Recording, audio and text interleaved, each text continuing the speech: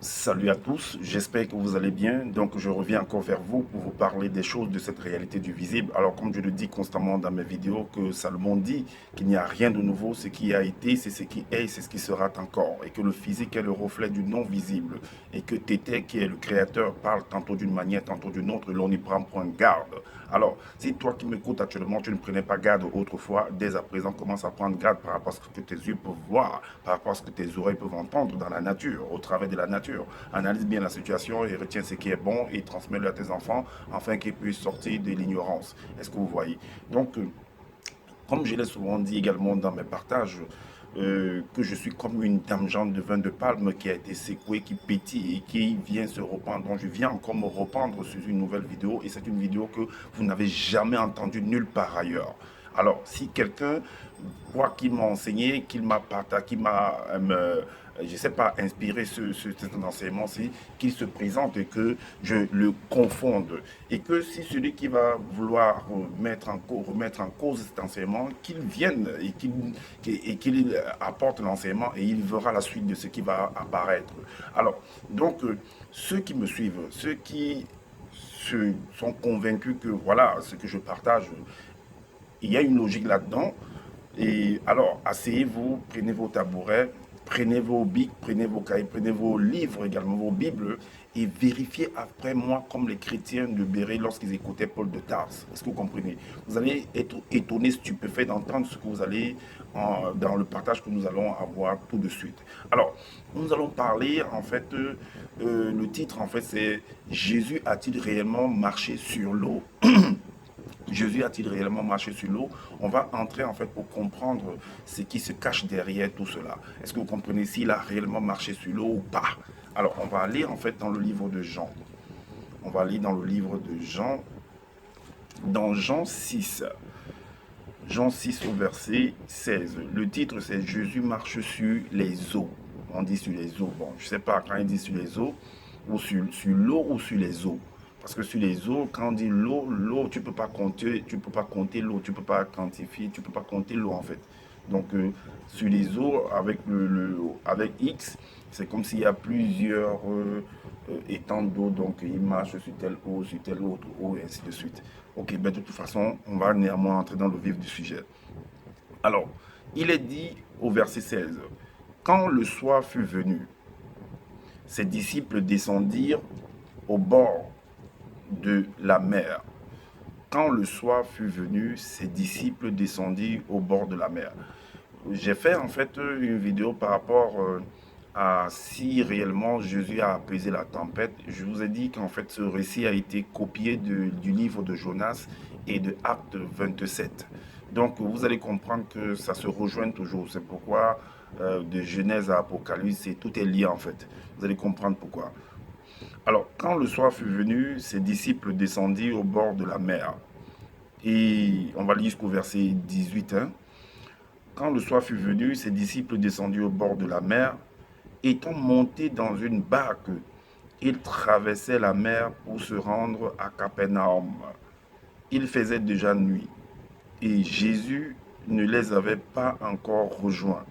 Jésus ne les avait pas encore rejoints. Verset 18, on dit que il soufflait un grand vent et la mer était agitée. Il soufflait un grand vent et la mer était agitée. Donc, la question qu'on doit se poser, c'est que, mais pour partir quand même au bord dans la mer, pour naviguer en fait, il faut regarder il faut consulter la météo. Il faut regarder tout ça, on ne se lance pas comme ça dans la mer. Et lui, il les envoie comme ça là dans la mer, que avancez-vous, moi j'arrive après et tout et tout. Donc, sans vérifier la météo. Et si les gens vont mourir comme ça c'est un point d'interrogation. Ok, mais nous allons aller en fait pour comprendre, pour montrer que en fait, ces récits se ressemblent toujours, parce qu'il y a toujours une suite logique à cela avec l'apaisement de la tempête qui n'a pas vraiment eu lieu parce qu'il n'a réellement pas apaisé la tempête selon les Bibles classiques. Donc on va dans Marc 4, verset 35 à 36, qui correspond à ce que nous venons de lire de Jean 6, 16 à 18. Marc 4, 35 à 36, il est dit. 35 à 36. Marc 4, 35 à 36. Le titre, c'est la tempête apaisée. Au verset 35-36, il est dit, ce même jour, sur le soir, Jésus leur dit, passons à l'autre bord. Au verset 36, après avoir renvoyé la foule, ils l'amenèrent dans la barque où il se trouvait. Et il y avait aussi d'autres barques avec lui. Est-ce que vous voyez que ça se ressemble toujours? Alors, la copie, comme j'ai dit, la copie de ça se retrouve en fait dans, vous pouvez regarder dans le psaume 107, vous pouvez regarder dans Jonas également, chapitre 1, ce qui s'est passé, comme j'ai dit, et dans Acte 27, vous pouvez lire. Donc on va continuer, on revient encore au verset 18. Au verset 18, il est dit de Jean 6. Le verset 18 nous dit, il soufflait un grand vent et la mer était agitée. Ouvrons cette parenthèse, allons, retournons encore dans Marc 4, 37 à 40. Est-ce que vous voyez? 37 à 40. Il est dit, il se leva un grand tourbillon. Un grand tourbillon et les flots se jetaient dans la barque au point qu'elle se remplissait déjà. Est-ce que vous voyez? Et la suite dit quoi? Et lui, il dormait à la pourpre sur le coussin. Ils le réveillèrent et lui dirent, Maître, ne t'inquiètes-tu pas de ce que nous périssons? Point d'interrogation. On va jusqu'au verset 40. Ne t'inquiètes-tu pas de ce que nous périssons? On prend le verset 40. Alors, s'étant réveillé, il menaça le vent et dit à la mer,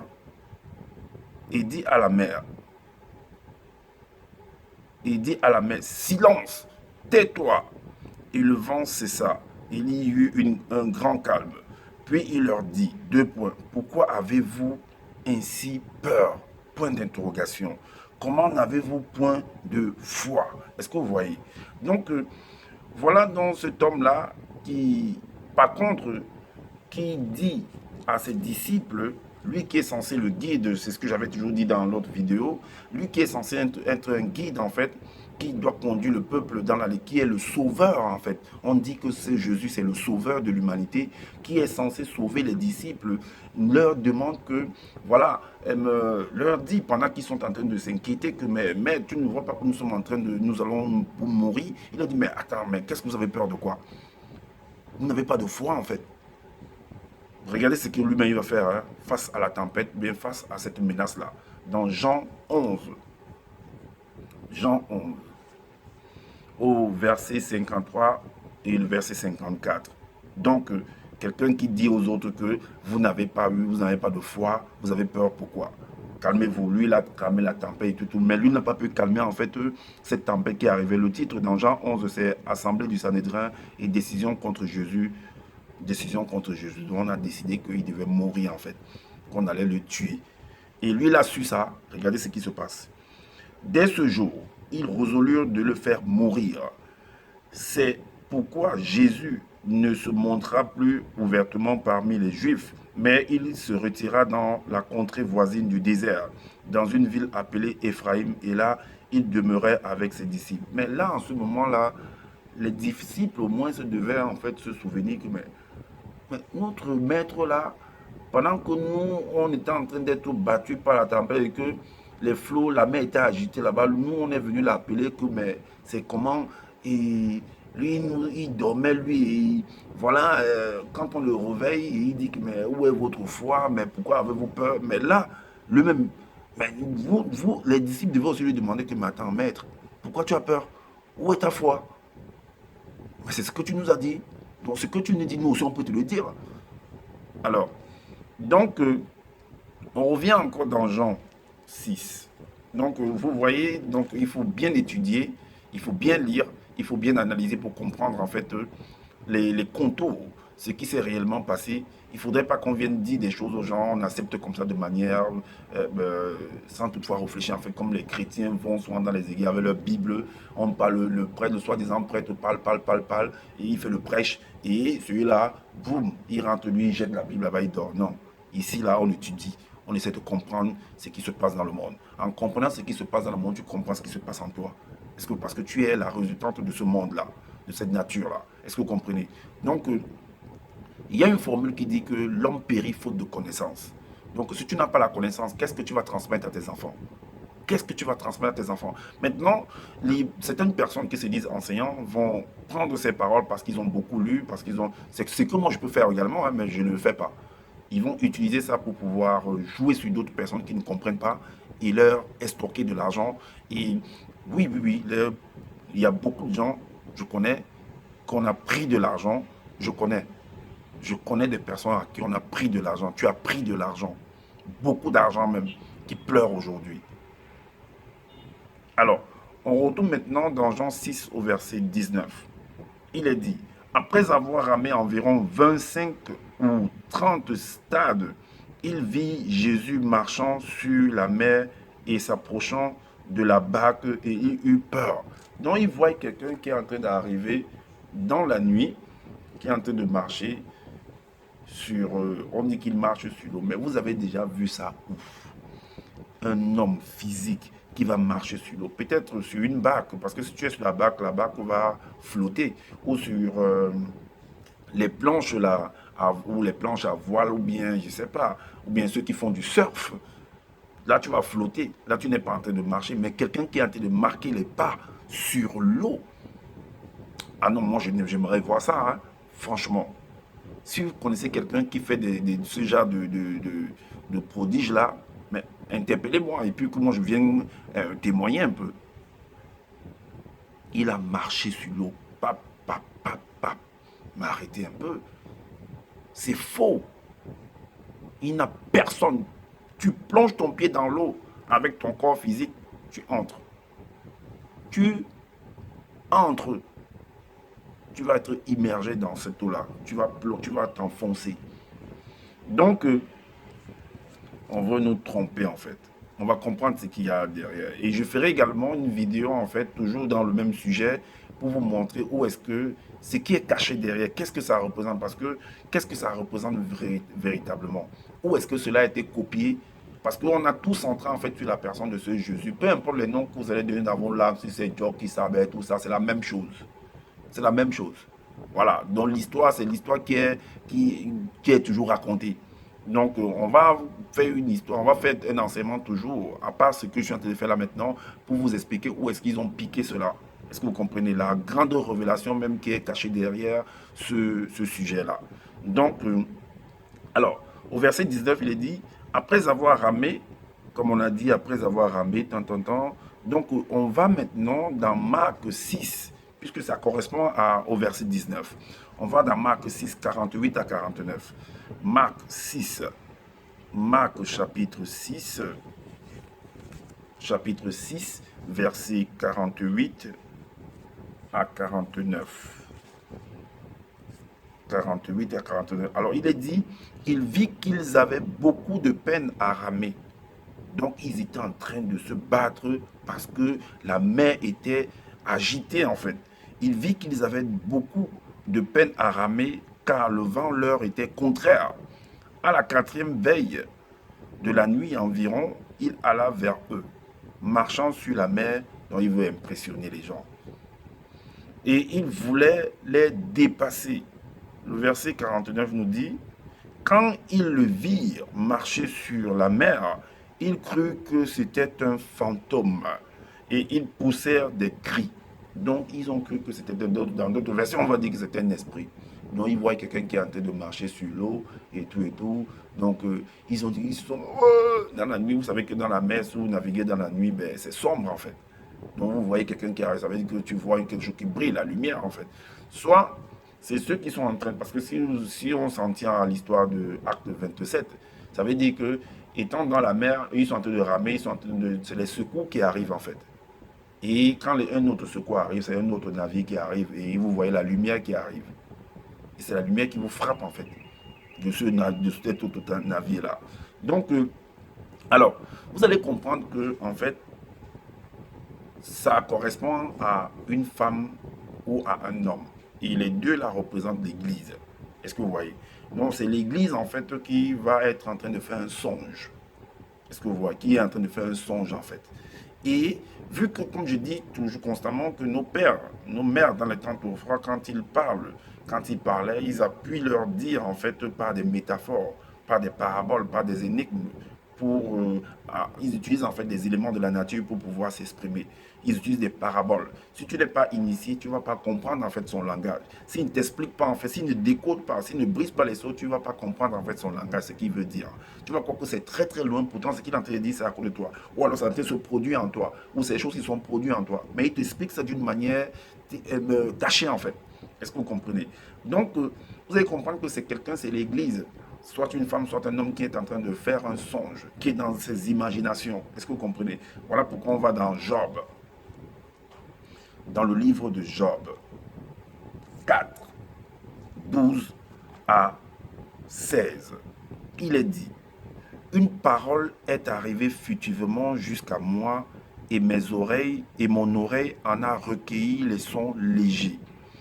Au moment où les visions de la nuit agitent la pensée, quand les hommes sont livrés à un profond sommeil, je fus saisi de frayeur et d'épouvante, et tous mes os tremblèrent. Un esprit passa près de moi. Tous mes cheveux se hérissèrent. Une figure d'un aspect inconnu. Donc, comme ils ont vu, mais comment ils pouvaient savoir que c'est ce Jésus qui est en train de venir dans l'obscurité? Ils voient une lumière qui arrive, ils se mettent à crier. Donc, ils ont dit que c'était un fantôme. Donc, ils ne savaient même pas encore qui était la personne, selon ce qui est écrit. Ils ne savaient pas parce qu'ils se sont mis à crier. Une figure d'un aspect inconnu était devant mes yeux et j'ai entendu une voix qui murmurait doucement. J'ai entendu une voix qui murmurait doucement. On va dans Job 33, 14 à 15. C'est très important, hein, le parcours que je suis en train de faire.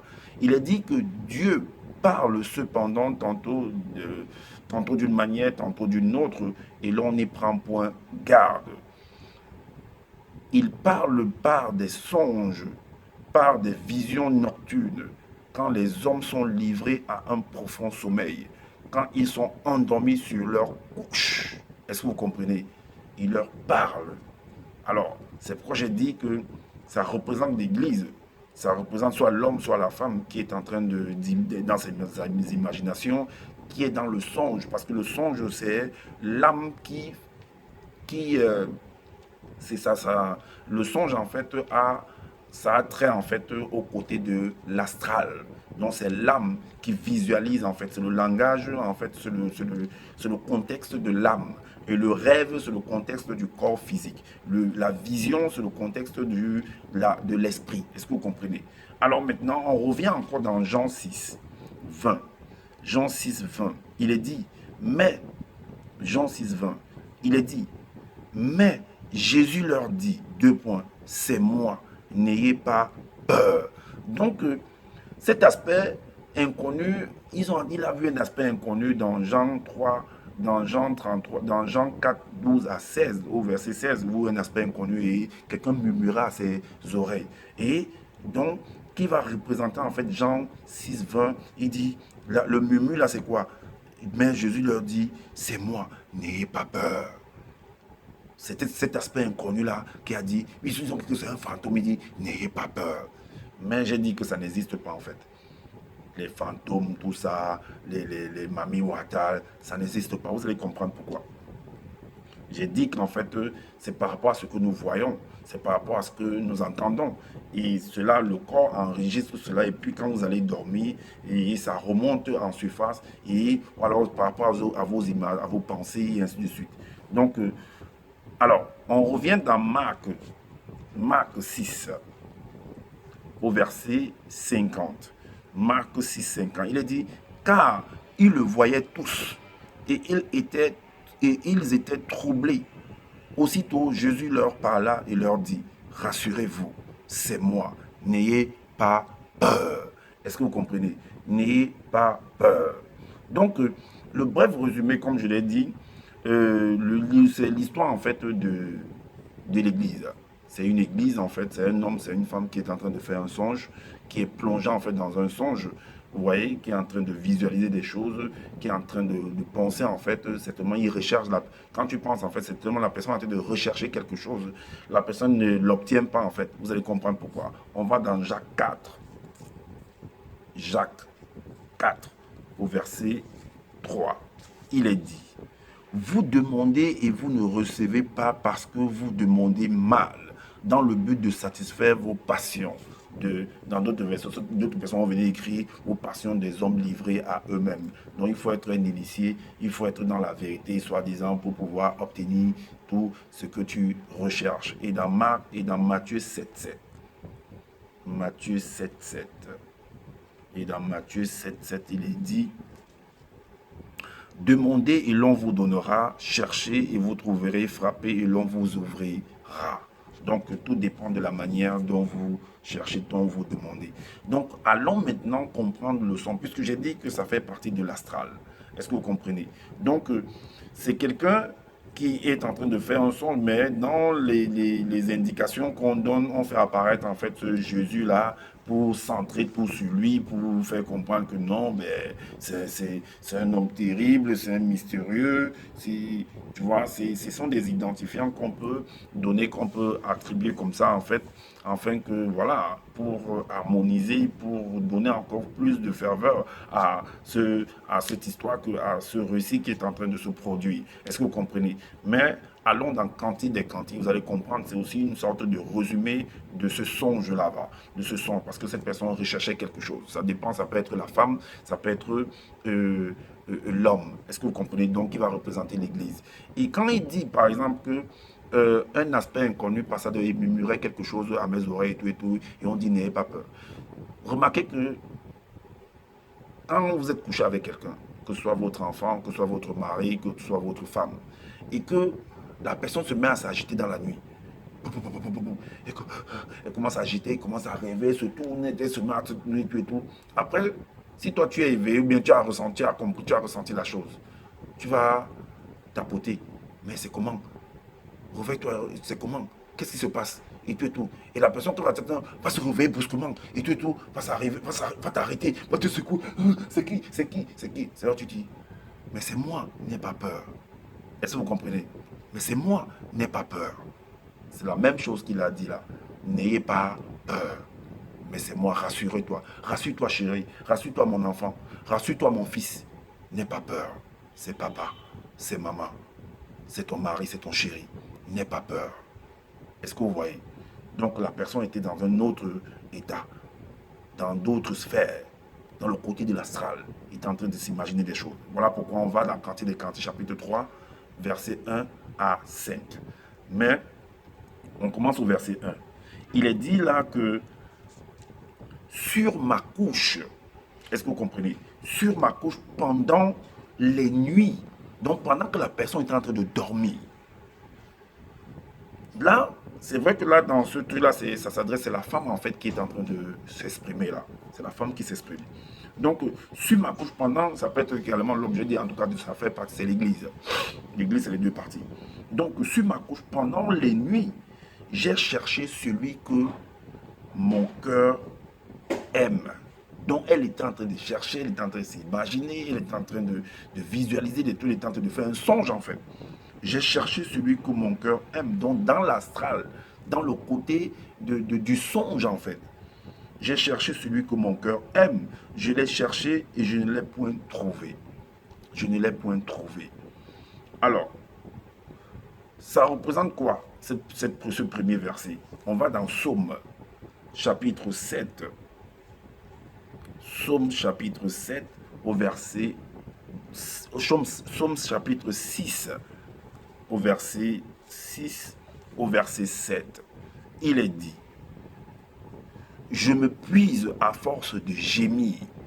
Je me puise parce que tu es là, tu es bousculé en fait. Donc tu es perturbé dans ton sommeil. Il y a un déséquilibre en toi. Pendant que tu es en train de dormir, il y a un déséquilibre en toi. Donc tu es en train de gémir. Ce sont des gémissements en fait. Alors, donc je me puise à force de gémir. Chaque nuit, ma couche est baignée de mes larmes. Ça veut dire que tu recherches quelque chose que tu n'arrives pas à obtenir. Mais tout dépend de la manière dont tu cherches la chose. Est-ce que vous comprenez? Mon lit est arrosé de mes pleurs. Est-ce que vous voyez?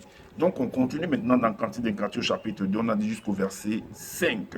Alors, je me levais donc hors de mon corps. Est-ce que vous voyez? Hors de son corps, parce qu'elle est dans l'astral, donc c'est l'âme. Donc, hors de son corps, je me lèverai et je ferai le tour de la ville. Parce que ce qui est dans, ce que tu peux voir physiquement, c'est ce qui se retrouve également dans l'astral, le côté de l'astral, se retrouve également dans le côté du spirituel, de l'esprit. Parce que le physique est le reflet de tous ces autres êtres-là. Est-ce que vous comprenez? Je me lèverai et je ferai le tour de la ville. Dans les rues et sur les places, je chercherai celui que mon cœur aime. Je l'ai cherché et je ne l'ai point trouvé. Les gardes ou les veilleurs, peu importe les noms que vous allez les donner, les gardes qui font la ronde dans la ville m'ont rencontré, dont la personne est dans son songe en fait, est en train de songer, est en train de visualiser des choses pendant elle est secouée, elle est battue en fait. Donc c'est comme une tempête en fait, parce que tout est fait à base d'eau. Est-ce que vous voyez? Tout est fait, c'est écrit dans 2 Pierre 3, je crois 5 si je ne me trompe pas. Tout est fait à base d'eau. Parce que le corps physique que vous voyez, c'est fait à base d'eau. C'est pourquoi on a fait allusion à Jésus marche sur l'eau, bien la tempête et tout et tout. Parce que tu te retrouves dans l'eau en fait. Et tu es ce que tu es en train de chercher, tu es en train de vouloir obtenir parce que tout est fait à base d'eau. Tout a été, voilà, tout est fait à base d'eau. Donc, alors, les gardes qui font la ronde dans la ville m'ont rencontré, m'ont rencontré. Alors, je leur ai dit, avez-vous vu celui que mon cœur aime? Avez-vous vu celui que mon cœur aime? À peine les avais-je passés que j'ai trouvé celui que mon cœur aime. Est-ce que vous voyez? Donc, parfois, quand tu te réveilles dans ton sommeil, peut-être tu sens que tu es en train de, je sais pas, de coucher avec quelqu'un, que tu es en train de... Parce que tu as vu déjà cette personne. Parce que tu t'imagines déjà demain, parce que tu as vu cette personne, tu t'imagines déjà des choses. Et parfois, quand tu te réveilles comme ça, peut-être la personne est là, mais c'est chérie, me voici, je suis à côté de toi. Tu penses à quoi? Ah, bah, excuse-moi, j'étais en train de faire un cauchemar. Donc, à peine les avais-je passés que j'ai trouvé celui que mon cœur aime. Je l'ai saisi, je l'ai attrapé, foum.